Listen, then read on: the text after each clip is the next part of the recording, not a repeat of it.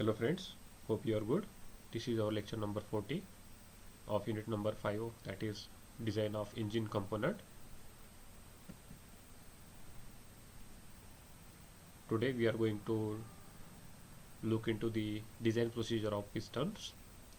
In previous lecture we have gone through the term related to pistons, and now today we are going to design, or we are going to follow the procedure for designing the pistons. So let's get started. Let's have a quick recall before starting. In this picture you can see the sectional view of a piston in which these following dimensions are given. Okay, so in this it involves the following dimensions, which have the thickness of piston head, which is denoted by TH. Then we have thickness of rib, TR. Then we have radial thickness of piston rings, which is given by the A1. Then we have axial thickness of piston rings, H1. The width of top land, B1. Okay, then we have thickness of piston barrel at top end, that is T3, and we have thickness of piston barrel at open end, that is T4. Along with this we have two length. The first length is piston skirt, that is LS, and we have total length of piston denoted by capital L. So these are the terms we have to find out which are related to pistons. So let's start with the first, thickness of piston head. Okay, TH. Now the piston head, or which is also called as crown, is designed keeping in view in the following two main considerations. The first one is it should have adequate strength, and second one is it should have dissipate the heat of combustion as early as possible. Okay, the first one is it should have adequate strength to withstand the strengthening action due to the pressure of explosion inside the engine cylinder. Okay, and second one is it should dissipate the heat generated into the cylinder due to the combustion of the cylinder walls, okay, as early as possible. So this is the first consideration, that is strength consideration. In this we have TH equal to D in square root 3 P max divided by 16 sigma B. Okay, where D denotes cylinder bore and P max is maximum gas pressure. Okay, it is taken as 4 to 5 MPa. Then we have sigma B, that is permissible bending stress, which is 35 to 40 MPa for cast iron material and 50 to 90 MPa for aluminium. In previous lecture we have gone through the material selection for the piston head, that is cast iron and the aluminium. So in numerical it is given that the piston is made up of cast iron or aluminium, so you have to consider the permissible bending stress according to it. Okay, 40 to 50 for 35 to 40 for cast iron and 50 to 90 for aluminium. Okay, then also the cylinder bore is given into the numerical. Then the second consideration is heat consideration.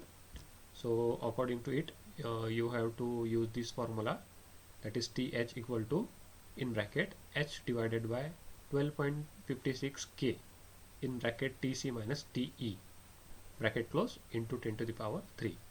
Okay, where the H is the amount of heat conducted through the piston head, that is in obviously in watt. Then the K is the thermal conductivity factor. You have to take the 46.6 Weber per meter degree Celsius for cast iron and 175 watt per meter degree Celsius for aluminium.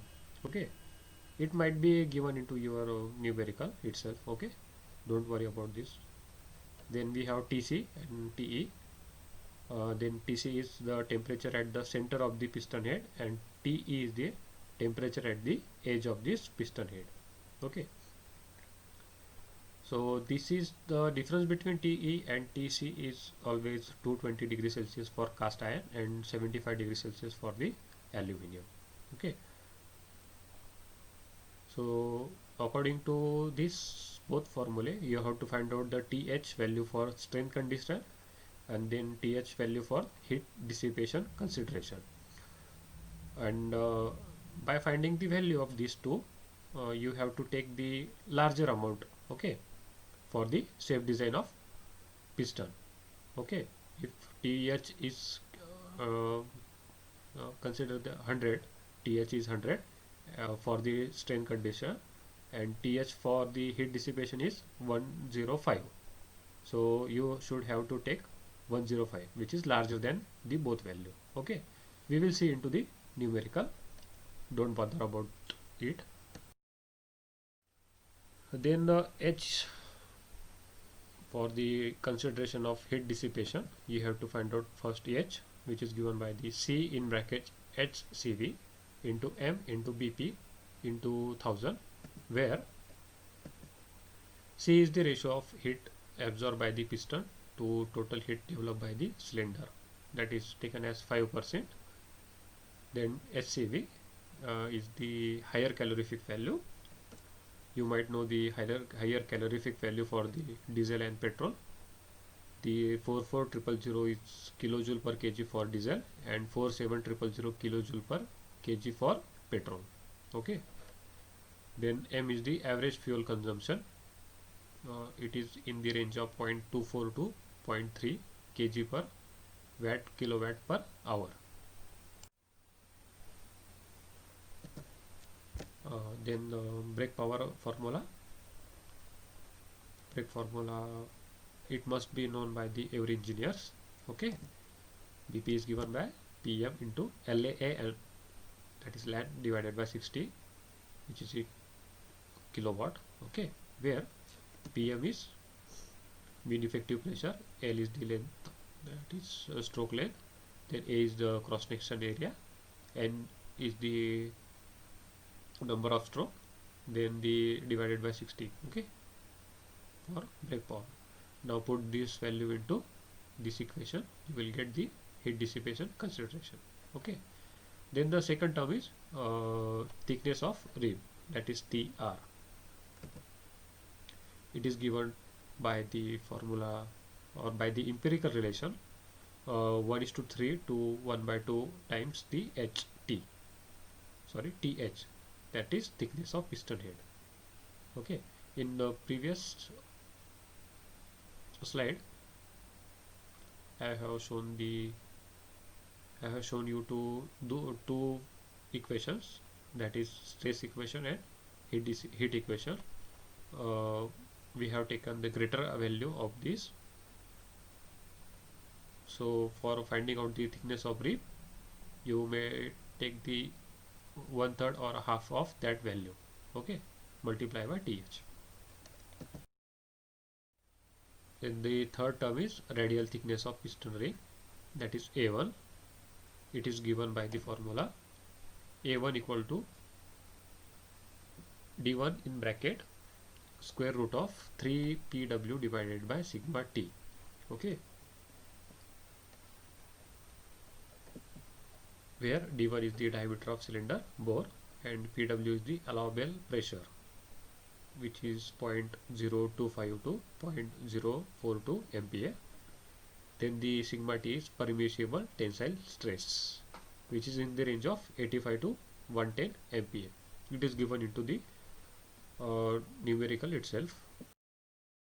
Then the other terms I have shown for your knowledge is in the table form. So fourth term is axial width of piston ring, that is H1. It is taken as the empirical relation 0.7 to 0 0.1, sorry, 1.0 times A1. Okay. In step 3 we have already calculated the A1. Put the value of A1. Okay. Then the fifth term is width of top land, that is B1. It is taken as 1 to 1.2 times TH, that is thickness of head. Then we have for the finding out the ring grooves, that is width of ring grooves B2. Take it as a 0.75 to 1 point times H1. Then seventh term is thickness of piston barrel at the top end, that is T3. It is taken as 0.03 D1 plus A1 in plus 4.9. Okay. So this is the empirical relation for finding out the thickness of piston barrel. Then for finding out the thickness of piston barrel at the open end, okay, T4, 0.25 to 0.35 times T3. Okay, note down T3. Then ninth term is length of the piston skirt, LS, equal to 0.65 to 0.8 times D. Then the total length, capital L, is 1 times to 1.5 times the diameter. Okay, so these are the 10 steps you have to follow for the designing of piston. Okay, you might well aware now for this design procedure. We will stop here. In next lecture we will solve the problem based on this standard design procedure, so you will get the more clear idea about it. Okay, so till then keep practicing and try to draw this cut section of piston and follow this standard procedure. You there is no other way. You have to what you say that you have to remember this all formulas as it is. Okay, there is no option for this. So till then, goodbye, keep practicing.